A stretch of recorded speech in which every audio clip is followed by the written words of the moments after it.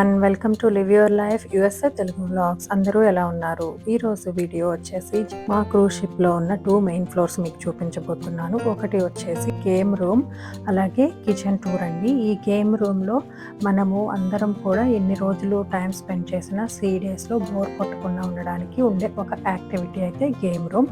అందులో చూసారు కదా, ఇన్ని రకాల గేమ్స్ ఉన్నాయి. ఇవన్నీ కూడా అక్కడ పెడతారు, మనం ఆడుకోవచ్చు. మనకు అన్నీ తెలిసి ఉంటే గేమ్స్ అండ్ ఇన్స్ట్రక్షన్స్ అన్నీ కూడా చాలా యూస్ఫుల్ అవుతాయండి.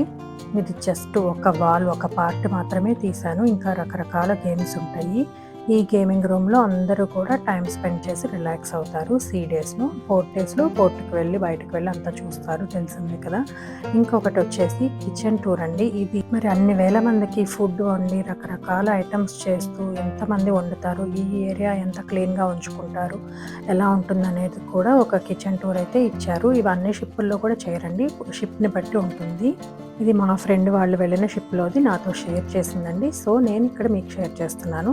సో ఇక్కడ క్రూజ్లో కిచెన్ అనేది ఎలా ఉంటుంది, వాళ్ళు స్పెషల్గా ఈ ఫ్రూట్స్ అండ్ వెజ్జీస్తో ఏం డెకరేట్ చేశారో అవన్నీ కూడా చివరి వరకు స్కిప్ చేయకుండా ఈ వీడియో చూడండి. ఇంకా మన ఛానల్ ఎవరైనా కొత్తగా చూస్తుంటే తప్పకుండా సబ్స్క్రైబ్ చేసుకొని మీ ఫ్యామిలీ అండ్ ఫ్రెండ్స్ అందరికీ షేర్ చేయండి.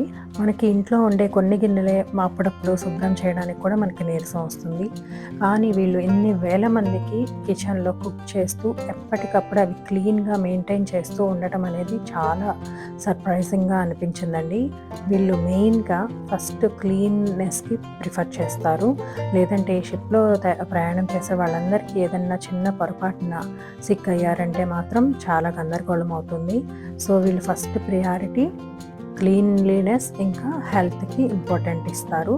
చాలా బాగా మెయింటైన్ చేస్తూ చూసుకుంటారండి. సో మరైతే ఈ కిచెన్ టూర్ మీరు కూడా చూసేయండి.